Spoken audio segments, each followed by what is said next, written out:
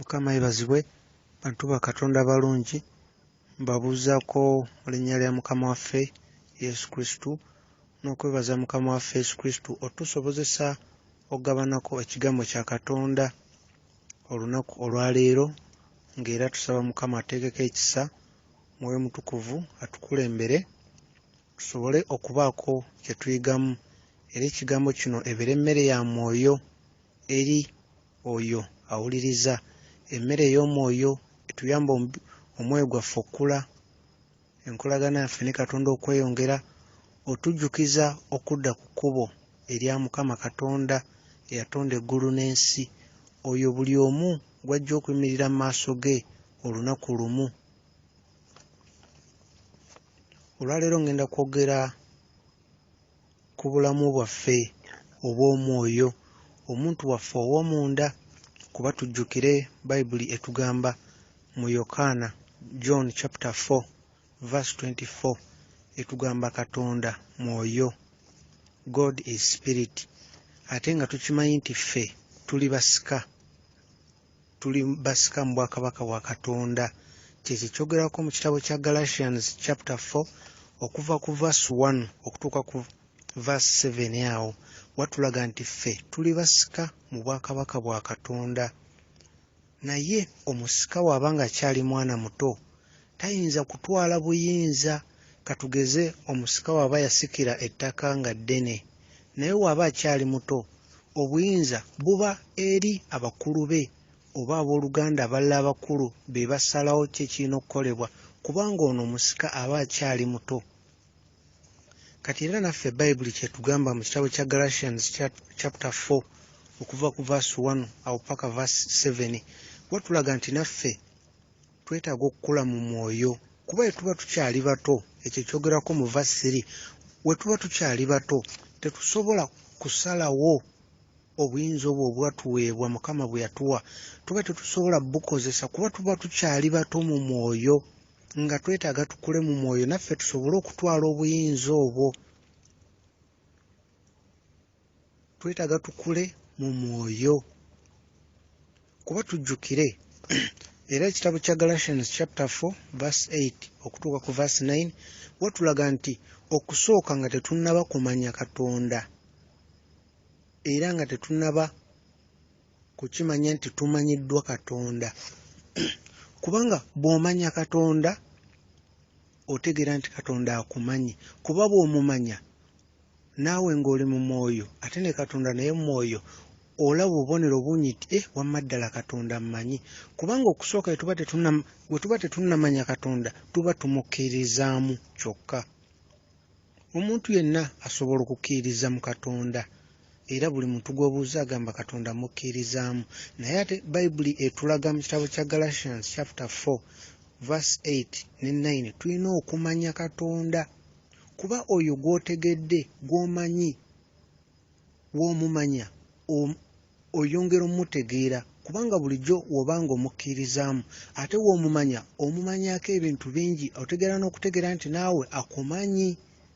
Obubonero bungi obubaawo n'omanya nti akumanyi, ate bw'omumanya omanya wa w'oyimiridde ggwe naye, kuba gw'omanyi osobola okwogera naye, osobola okuwuliziganya naye, naye gw'otamanyi tosobola kuwuliziganya naye, kubanga oba tomanyi ayogera atya, ayogera lulimi ki, ye akozesa bubonero ki, ye afaanana atya, ye ekikula kye kiri kitya, naye w'omumanya ate ebyo obitegeera. So nga wano oba okkiriza nti ng'omukkiriza mu Katonda, okukkiriza mu Katonda si kibi, naye twetaaga tumumanye.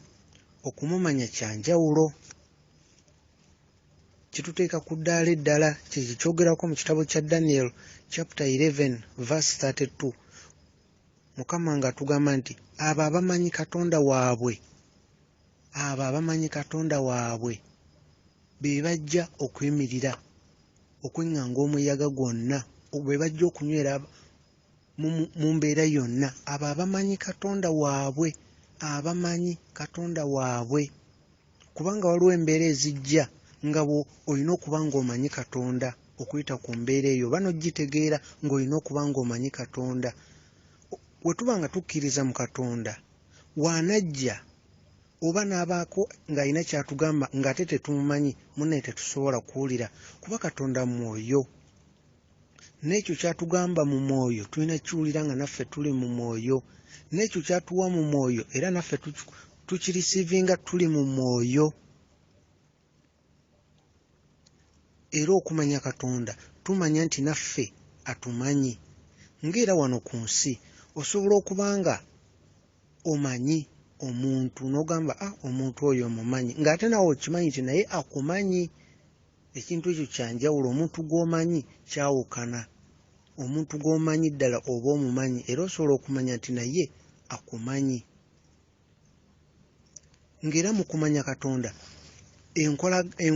enkolagana yaffe naye yeeyongera n'empuliziganya n'obubonero obw'enjawulo. Omuntu gw'omanyi asobola okukolera obubonero n'omanya ali mu kwogera naawe olw'okubanga oba omumanyi asobola okukola obubonero obw'enjawulo n'omanya ali mu kwogera naawe kuba muva mu ludde nga muwuliziganya. Kati ne waakola akabonero katono nnyo omanya ali mu kwogera nange aŋŋamba kino kubanga oba omumanyi. Kati nawe omanya kati naye kamugambe bwe kiti ajja kutegeera kati mugamba kino. Ng'era omuntu gw'omanyi gw'oludde ng'omanyi kati ne Katonda naye bw'atyo. Gye twongera okumumanya enkolagana ebaawo, empuliziganya ebaawo n'okumanyagana nabanga Katonda afuuka mukwano gwaffe.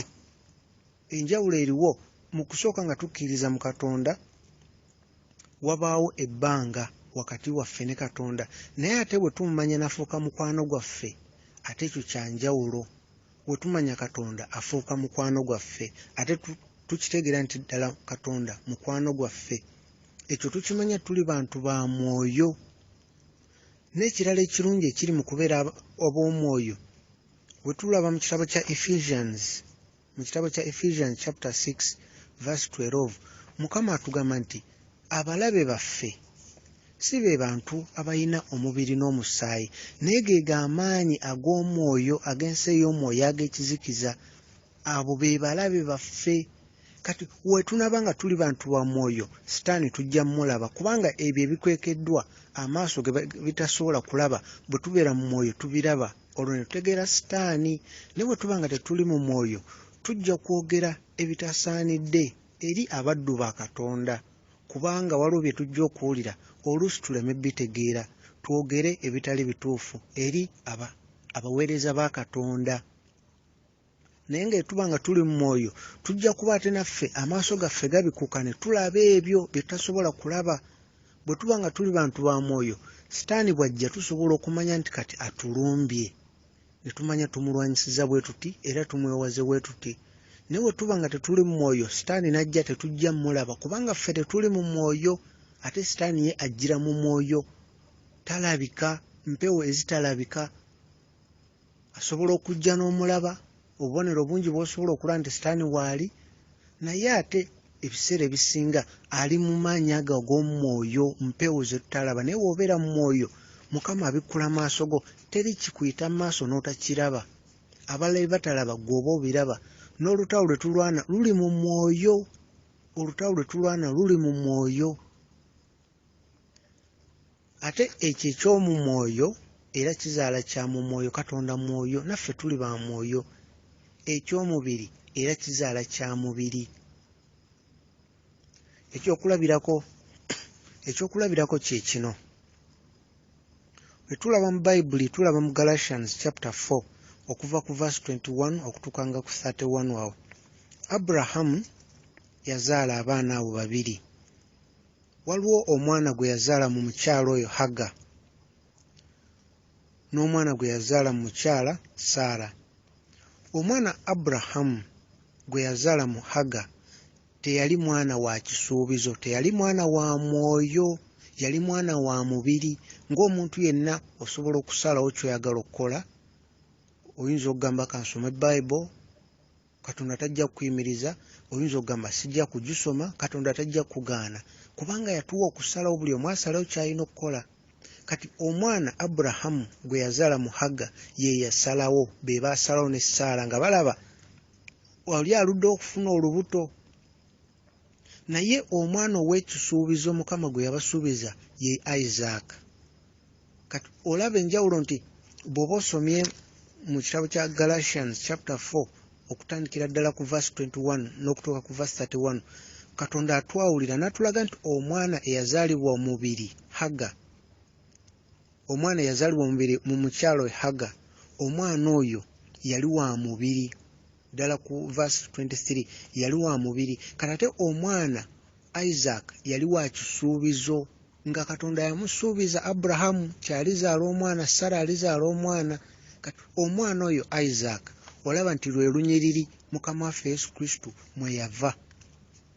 Kyekyo ekyogerako mu Matthew chapter 1 okuva ku verse 1 okutuuka ku verse 16 awo. Kyengezako okulaga nti ekyo eky'omwoyo kiba kyanjawulo kya kisuubizo. Kati naffe ebisuubizo Mukama bye yatuwa byonna bigenda kutuukirira nga tuli mu mwoyo. Ebyo Bayibuli byegamba bye tulina okubeera nabyo bijjira ku kakwakulizo ka kubeera mu mwoyo. Ebyo Mukama Yesu Kristo byatugamba nti bwe munaasaba kino kijja bayibwa mu linnya lyange, ekyo kijja tuli bantu ba mu mwoyo kuba kisuubizo.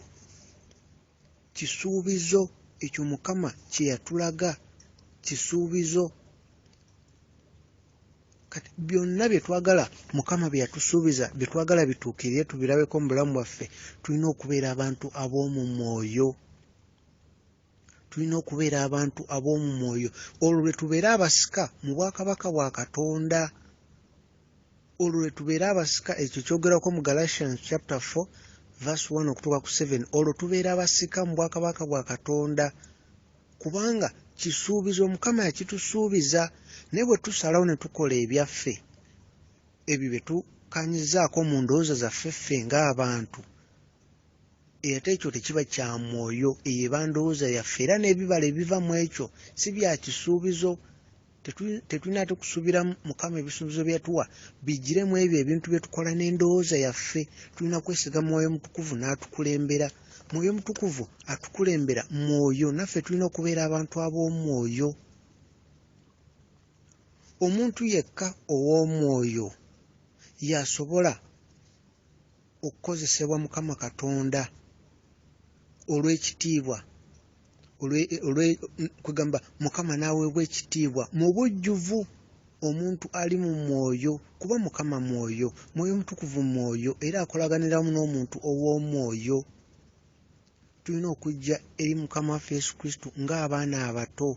Mwoyo Mutukuvu okufuna connection ne Mwoyo Mutukuvu, okubeera ab'omwoyo n'amaaso gaffe ne gabikuka ne tulaba ebyo ebitalabika, tulina okubanga tujja eri Katonda ng'abaana abato,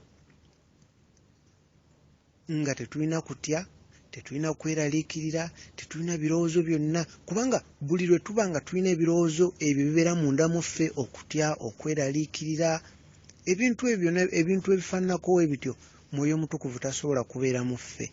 Kubanga ekintu ng'okutya, okweraliikirira, okulowooza ennyo, ebintu ebyo birina mu mutima ekifo we bituula. Kati ekyo ekifo kyennyini we bituula ne Mwoyo Mutukuvu wayagala okutuula. Kati tulina okusooka tuggyewo ebyo, Mwoyo Mutukuvu atuulira ddala awo.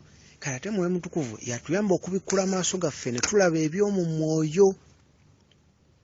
Omuntu wawulira ng'ayogera ku sitaani ne dimoni, munnange aba talimba.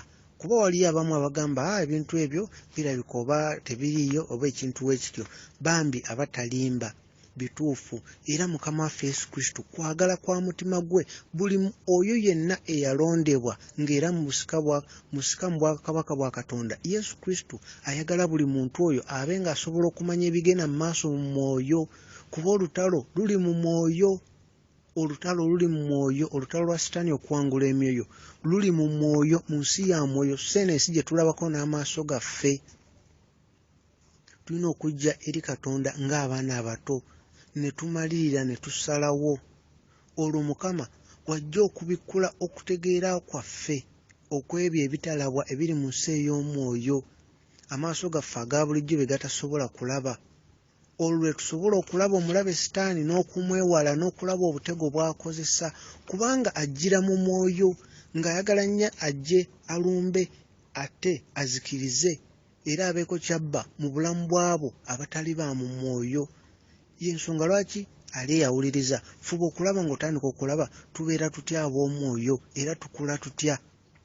ekintu kimu kyentera okwogera ekisobola okuyambako gwali eyo, okusaba mu mutima gwo buli kiseera ng'oga Mukama nzigyamu by'otayagala, onteekemu omwoyo gwo, okwagala ko n'obulamu bwo, kubanga ebyo Mukama by'atayagala ebiri mu mitima gyaffe bye biremesa okubeerawo kwa Katonda okujja okubeera naffe. Kati ye waabituggyamu ate Mwoyo Mutukuvu aba ajja kujja asembera abeere naffe.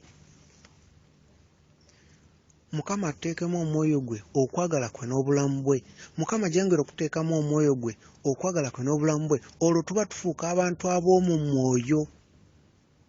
Nga bwe tumanyi guno omubiri gwaffe nti olina okulya emmere, olina okunaaba, olina okusanirira enviiri ne weesiiga ebizigo, n'oyambala engoye n'okola bw'oti. Nga bwe tumanyi guno omubiri gwaffe n'omanya kati oba ndi munene nnyo, neetaaga oba nkendeere, neetaaga nga bw'omanyi guno omubiri gwaffe nga tugulabirira. Kati n'omuntu waffe ow'omunda naye alina omubiri gwa kitangaala.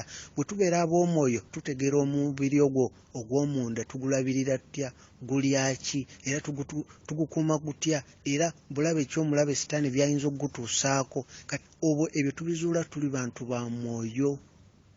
Ebyo tubizuula tuli bantu ba mwoyo. Bwe tuba tetuli bantu ba mwoyo, omulabe Sitaani agenda tulumba akole buli kimu nga tetulina bukuumi. Ebintu by'owulira Sitaani by'akola, n'akola ebintu abantu ne bafa mu bubenje, ebintu eby'enjawulo ne bituuka ku bantu nga tebamanyi na kwe biva. Olw'okuba mu mwoyo tuba tetulina bukuumi. Nga tutunuulidde guno omubiri ogw'okungulu, omuntu ow'omunda ow'omwoyo ne tutamufaako. Kati ye Sitaani ate gw'alumba. Oyo ow'omunda Sitaani gw'alumba, gw'alwanyisa. Kuba kimanyi guno omubiri tegulina nnyo kyamaanyi, guno omubiri gujja kudda mu ttaka, naye omuntu ow'omunda abeerawo emirembe gyonna. Era tuba tuvudde kuno ku nsi agenda mu ggulu oba n'agenda mu muliro mu geyeena, naye nga ye abeerawo ebbanga lyonna. Kati oyo Sitaani gw'ayagala, ogwo omwoyo Sitaani gw'ayagala. Sitaani ayagala kubba myoyo, era Mukama waffe Yesu Kristo yajja kununula myoyo. Ensonga lwaki tubuulira ekigambo kino, tuyambagane emyoyo gyaffe gigende mu ggulu gireme okugenda mu muliro. Kuba kuno ku nsi ebbanga lye tuliko ttono, naye ate ebbanga erinaaba mu bulamu obuddako nga tuvudde ku nsi ate ebbanga ddene lya mirembe na mirembe. Eryo ebbanga tulina kubeera mu ggulu.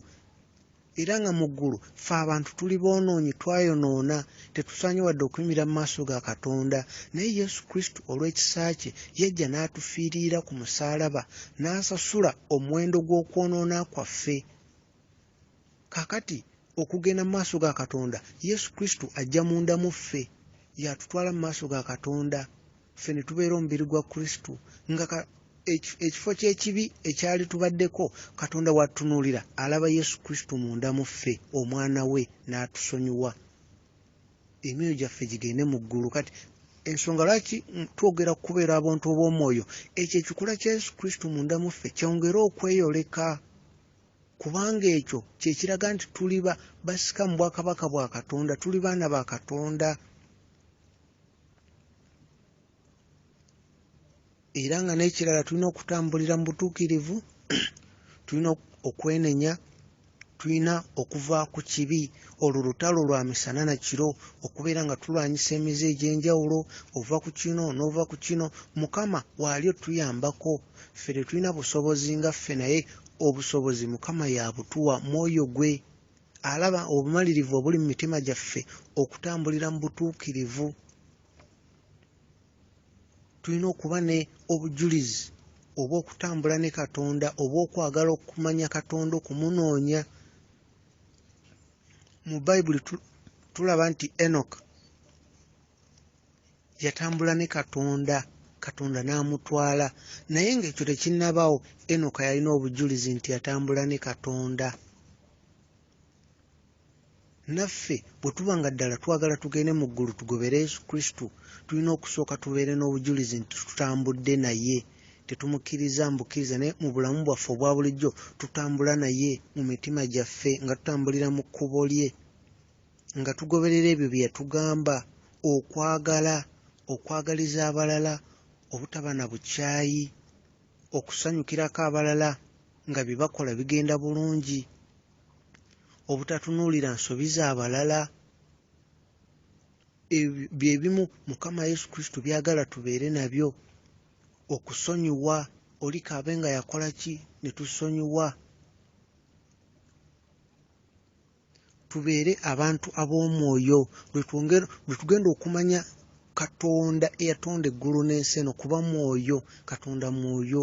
Bw'oba ng'oyagala okumanya Katonda eyatonda eggulu n'ensi, Katonda mwoyo. Naffe tulina okubeera abantu ab'omwoyo. Tulina okuba nga emu ku nsonga etutwala mu kkanisa si kuwona bwonyi mbeera mbi, naye okumanya Katonda waffe, tumutegeere ekikula kye, ye kennyini Katonda y'ani, afaanana atya, ekikula kye, kwegamba twongere okutegeera ekikula kya Katonda eyatutonda, kuba Katonda mwoyo. Twongere okuyaayana okubeera abantu ab'omwoyo. Bwe tunaabeera abantu ab'omwoyo kijja twanguyira okukolaganira wamu naye, kuba ye Katonda mwoyo. Katonda mwoyo, naffe tunaabeera ab'omwoyo tugenda kwongera omutegeera n'okusembera okumpi naye, kubanga naffe tujja kuba olwo tuli myoyo. Mukama bakuume, tutambulire mu butuukirivu n'okwenenya. Tuweeyo obudde tubeere nga tusoma Bayibuli. Bw'oba ogenda okusoma Bayibuli sooka osabe, kubanga katubeere nga tutegeera tutya Bayibuli. Mwoyo Mutukuvu alina otukulembera nga tugisoma. Tusobola okusoma n'amagezi gaffe, naye tulina okutegeera ku ntegeera Katonda gy'agala tutegeere, Mwoyo Mutukuvu gy'agala tutegeere, si ku mutindo gwa ntegeera yaffe ng'abantu. Y'ensonga lwaki nga tonasoma Bayibuli sooka osabe, ogende Mukama nsaba onkulembere ntegeere nga Mwoyo Mutukuvu wayagala ntegeere. Mukama waali, Mwoyo Mutukuvu waali ajja tukulembera. Ate w'oba osoma, osome mpola nga topapa. Oyinza n'okusooka okuggyako essimu n'omanya teri muntu gw'osuubira kukubira oba ki, kuba lw'okuba ng'osoma ate nga olina essimu gy'osuubira okukubira oba ki, naye oweeyo omutima gwo gwonna osome mpola mpola. Ojja kulaba obubaka bw'ojjamu nga bwawukana ne bw'osoma ng'oyanguwa. Obubaka bw'ojjamu ate buba bulala, kuba Mukama alaba ebirowoozo by'omutima gwo obumalirivu, kubanga Bayibuli eno erimu ekigambo kya Katonda. Ekigambo kya Katonda ekigenda otuyamba ekyo ekikula kya Yesu Kristo ekiri munda mu ffe okweyoleka. Tutambulire mu butuukirivu n'okwenenya, era tubulire okwenenya. Okwenenya kikulu nnyo. Okwenenya, bwe twenenya Mukama atusonyiwa buli kimu. Bwe twenenya ne twatula ebibi byaffe, Mukama atusonyiwa buli kimu. Era tuba tusaba kye twogera ku kamwa kikwatagane n'ekyo ekiri mu mitima gyaffe.